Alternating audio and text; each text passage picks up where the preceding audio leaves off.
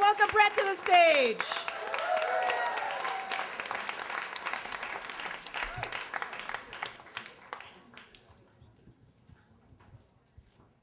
Hi. My dad left home when I was 13 years old. I grew up on the prairie of northern Minnesota, a place where you can watch your dog run away for 2 days. And no, I'm serious, it's flat. Dad moved to the middle of North Dakota, and he bought a bar. He was a carpenter, but he moved to North Dakota and bought a bar, and left us to do family things without him. 12 years later, Dad sold his bar and moved back to the farm. And I was living in Minneapolis at the time. It was late November, and I went up north to the farm to visit Dad for Thanksgiving. And we were sitting at the kitchen table looking across his huge yard that gets bigger every year because he chops out little sections every year with the mower, and it gets bigger, and that's what Dad does now. He mows.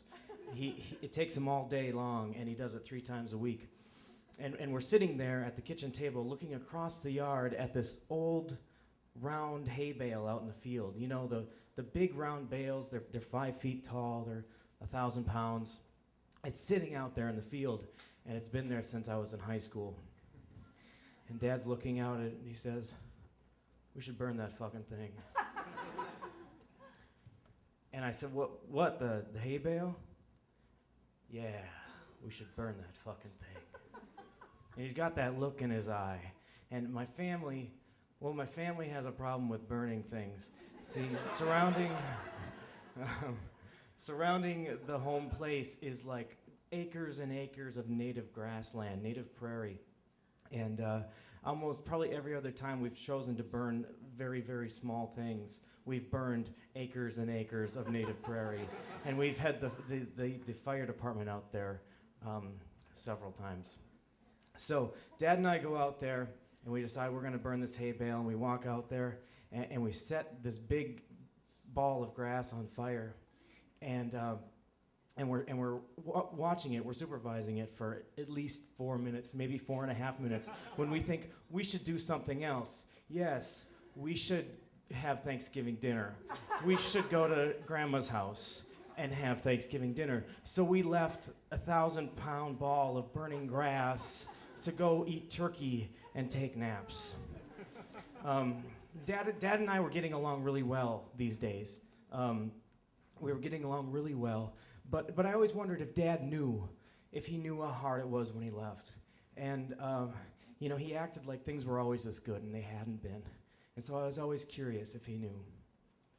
We were at Grandma's for several hours. and we got in the car, and we started driving back towards the house, and there was this wall of smoke rising up into the sky. And we were both kind of sitting there quietly, reassuring ourselves, thinking, "No, that's not ours." And as we got closer, we were a little more convinced that it was our problem. And so we started reassuring each other out loud, saying, it must be the neighbors burning a field up north. Because a lot of people burn large parcels of land on Thanksgiving Day. And so as we get closer and turn onto our 200-mile-long driveway, we stop saying, "Oh, it must be so-and-so," and start saying, "Shit." And we go into like firefighter mode, and we drive up to the barn, and we get our firefighting equipment, which is like 2 shovels and some rugs and a 3-wheeler from 1985. And Dad decides he's going to fight fire on the Western Front. So he gets on this 3-wheeler that makes him look like a giant with a shovel and a rug. And I get in the pickup with a shovel and a rug, and I set land speed records across the native prairie. And I go to the far corner, and I start patting at the fire. And we're Norwegians, and Norwegians don't ask for help. So we were not going to call the fire department. We did not need to make a scene, even though a half section of land was on fire.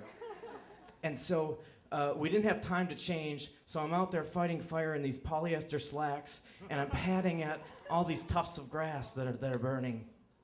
And I'm working, and I'm sucking in smoke and ash, and I'm covered. And I'm doing this for hours. And Dad's over on the other side of the field doing it for hours. And we work our way around the perimeter of the prairie, and we get closer to one another, and we're singling out the last few flaming tufts of grass, and we come close to each other, and we're exhausted, and our arms are like rubber, and we're covered in soot, and the bottoms of our slacks are melted, and we put out the last few. We're putting out the last few pieces of grass, and I say, "I think we got her licked, Dad." And he says, "Yeah, and we didn't even have to call the fire department like your mother needed to." And I say, "Well, yeah, well, it wasn't so easy back then." And then Dad said something big. He said something really big. He said, and I don't know why he said this, he said, "Yeah, well, I was kind of an asshole father." And I stopped patting at the grass. And I stood there, and normally I would say something nice, like, "Oh, no, Dad, you were great." But not this time. This time, I needed this. This was important. I had to own this. And so I said, "Yeah, Dad, you kind of were." And we grabbed our shovels, and we grabbed our rugs, and we threw them back in the barn. And we walked back home as father and son for the first time since I was 13 years old. Thank you.